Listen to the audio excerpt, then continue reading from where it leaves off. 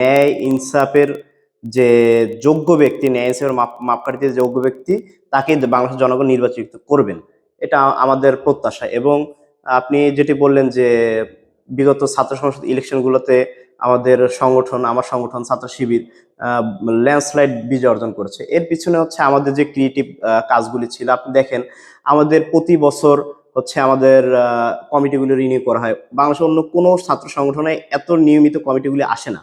তাদের কমিটিগুলো অনিয়মিত, তাদের ছাত্র নেতারা তারা হচ্ছে 40 ঊর্ধ্ব 35 ঊর্ধ্ব তাদের বয়স। এবং আমাদের সব কর্মসূচিগুলি থাকে, আমরা দেখেন আমাদের নিয়মিত সায়েন্স ফেস্ট হয়, আমাদের কোরআনিক অলিম্পিয়াড হয়, আমাদের বাংলা অলিম্পিয়াড হয়, ইত্যাদি নানা শিক্ষার্থী বান্ধব প্রোগ্রাম আমরা করে থাকি। এই বিষয়গুলি শিক্ষার্থীদেরকে আমাদের প্রতি আকৃষ্ট করেছে এবং আমাদের যে বিজয়কে আরো ত্বরান্বিত করেছে এই বিষয়গুলিতে।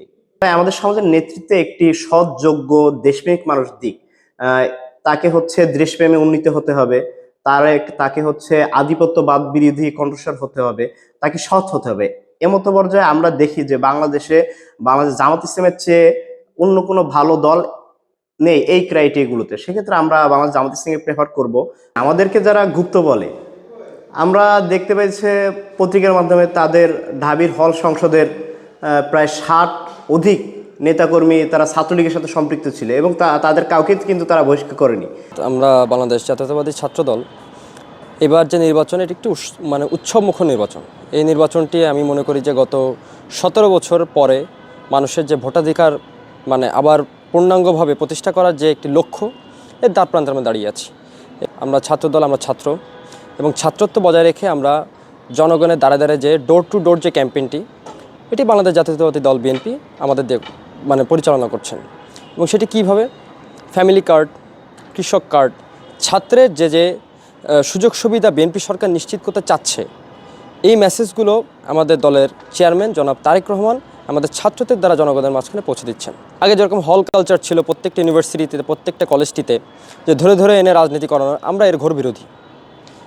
জুলাই পরবর্তী বাংলাদেশ তরুণরা একটা নতুন স্বপ্ন দেখা শুরু করছে এবং নতুন একটা চিন্তাভাবনা নিয়েই তরুণরা সামনের দিকে অগ্রসর হয়েছে। আমরা জুলাই পরবর্তী অনেক তরুণদের দেখছি যারা কখনো রাজনীতি দিকে ছিল না, সেই তরুণরা এখন দেশ নিয়ে চিন্তাভাবনা করতেছে, দেশকে সুন্দরভাবে সাজানোর চিন্তাভাবনা করতেছে। এবং তরুণদের চিন্তাভাবনাই হলো আগামী বাংলাদেশটাকে সুন্দর একটা দুর্নীতিমুক্ত, মাদকমুক্ত, সন্ত্রাসমুক্ত একটা সমাজ গড়ার জন্য কীভাবে করা যায় সেভাবে তরুণরা নিজেদেরকে সেইভাবে মানসিকভাবে প্রস্তুত করতেছে। তরুণদের সারা অনেক ইসলামের পক্ষে যে গণজোয়ার, তরুণরা চাচ্ছে যে ইসলাম ক্ষমতায় আসুক।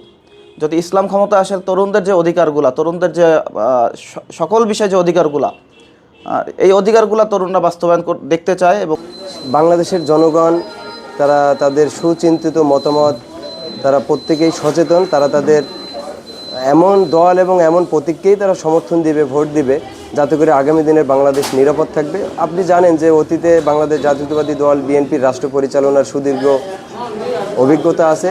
আমরা আশা রাখি বাংলাদেশের তরুণ প্রজন্ম, প্রায় 2.5 কোটি তরুণ ভোটার আছে, তারা বাংলাদেশ জাতীয়তাবাদী দলের পক্ষেই অবস্থান নেবে। ধানের শীষকে তারা তাদের সমর্থন জানিয়ে তাদের ভোট দিয়ে ধানের শীষকে তারা বিজয়ী করবে। নির্বাচিত হয়েছে বিশেষ করে ঢাকা বিশ্ববিদ্যালয়, জাহাঙ্গীরনগর বিশ্ববিদ্যালয়, তারা কিন্তু তাদের অতীত রাজনীতি ছিল, তারা কিন্তু সেই ফ্যাসিস্ট আওয়ামী লীগের সাথে, ছাত্রলীগের রাজনীতির সাথে তারা সক্রিয় ছিল। তাদের একাধিক ভিডিও, একাধিক ছবি, ফুটেজ পাওয়া গেছে যে তারা গুপ্ত রাজনীতির সাথে সংশ্লিষ্ট ছিল। এখন তারা এই দীর্ঘ বছর ওই ক্যাম্পাসে সহাবস্থান থেকে তারা তাদের ভিতর কার্যক্রম চালিয়ে গেছে, তারা এই দিক থেকে তারা বেনিফিট পেয়েছে।